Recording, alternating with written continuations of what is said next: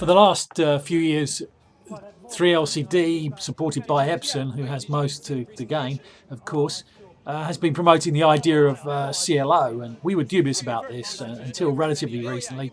But Dr. Carl Lang, who was at ISE, held a meeting a month or two ago and really basically convinced us of the value of CLO as a metric for projection. And at ISE, he had an interesting demo with very high levels of ambient light. So what's really cool about this demo, if you come over, because I don't think you've seen this, right, is that what we've got here are 4 7,000 lumen projectors. These are actually 7,500 lumens up top, okay? This small, you would never use 7,000 lumen projectors this small, right? But what you use the 7,000 lumen projectors to get up and over your ambient light. You got a giant stage show out there, right? And you got all these lights and you got all this light on the screen. You need to get up and over that. And that you need color light output to do that, right? So what we've done here is if I go up here, this is 500 lux of ambient light. You see all these lights? We've got 8 lights aimed at the screen. So I just brought the ambient light on those screens up to 500 lux. And so now we're going right on top of that 500 lux. When you have color and you add white, right, you wash the color out. You're moving it towards neutral. If you don't have enough color, it's going to get there a lot faster than if you do, right? And so now I'm going to go up to 1,500 lux of light. Okay, so now I'm kicking all the power of all of these stage lights at that screen at one time, and you can see the color contrast disappears in the other product, and you can still see all of the colors on the 3LCD. Yeah, to be almost fair to the other guys in a rental stage, and they might suggest you on something like that, you might want to use a 3-chip DLP. In which of course they would. We're not trying to. You're missing the whole point of this demo. I get the demo. No, I get the demo. But you're missing what I'm trying to say. I am not talking about technology. We're trying to teach people to use the number. If you go to this company, they have a bunch of different one chips. All of them will have different color light output ratios.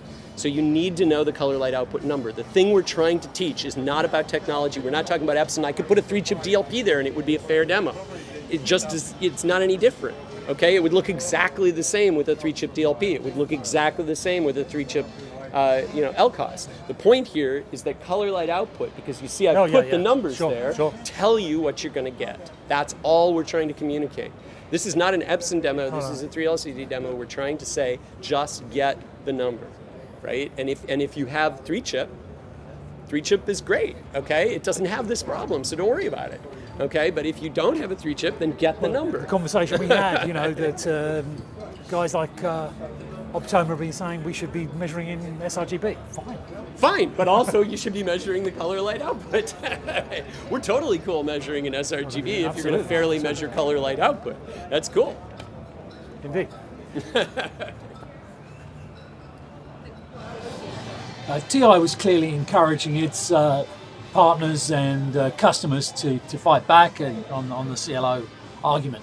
And the main point that TI was making was that the colours could be very accurate. And this is a demo from the Optoma booth, but seemed to be run by TI, showing the colours from single-chip DLPs, but compared with reference monitors. And they proved the point that it's perfectly possible to create good-looking, accurate, and reasonably saturated colours with single-chip DLP. Of course, Epson would say, yeah, you can do that, but you have to do it at a brightness level that's well below the stated maximum brightness level of the projector. So at effectively the brightness of the CLO output.